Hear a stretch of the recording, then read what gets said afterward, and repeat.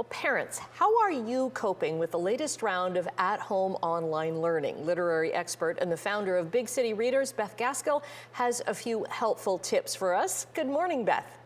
Hi, Annette. How are you? Doing very well. Now, as parents are getting ready to send their kids back to school on Monday, but these are some kind of tips to maybe keep in the back pocket, right, just in case we go back.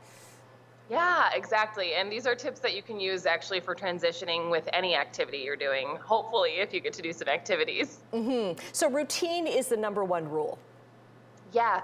So if you are stuck at home or maybe you are homeschooling, routine is the most important thing. So even if you do have to do some e-learning, the biggest tip I would give is to try and keep it consistent. I know it feels silly, but before going to the computer screen, modeling what they would do, how they would get to school, put their coats on, put their backpacks on, and even going for a walk around the block before they come in is going to set their brain up for success that day.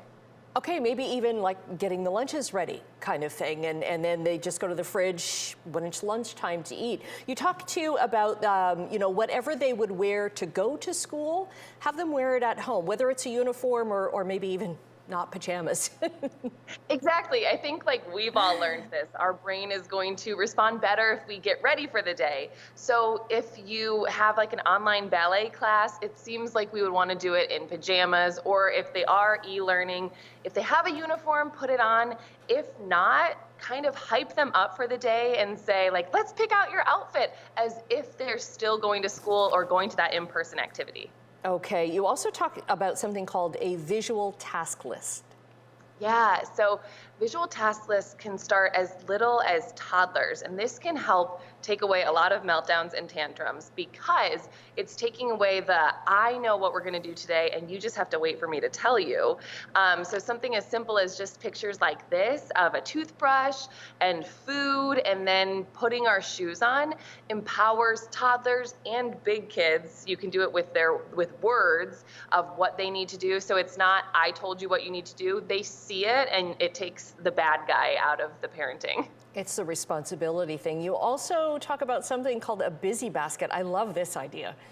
Yes. Okay. So my biggest question that parents ask me on Instagram is how do I get my kids to sit still, whether it's when they're e-learning, doing their homework, how do I get them to sit still when I'm reading to them? And my advice is don't. So just like we can go for a jog and listen to a podcast and take in that information, busy hands can help kids take in that information too. So I like to put things like Wiki sticks or Play-Doh into a little busy basket. So it's their yes, that's what they can do while they're working on homework or doing a family read aloud or whatever they need to be working on. It often helps them focus even more. I like that idea because then they could even with the molding clay or whatever, they could be making characters of what you're reading to them about. Or great tip. And also a realization that you are, if you're not a teacher, you're not a teacher. You're a parent. Yes. Take it easy on yourself. Yes, give that permission slip. Give yourself some grace that you aren't expected to know how to teach, homeschool, and work. And the most important thing that you can give your kids is a couple of minutes a day of reading out loud to them. Even 2 minutes a day adds up. And if you can't even do that, pick an audiobook and somebody's reading to them. So give yourself some grace. Okay, we will put the links up to your social media links on our website, chch.com. Beth, nice to meet you today. I know, so nice to meet you. See you soon.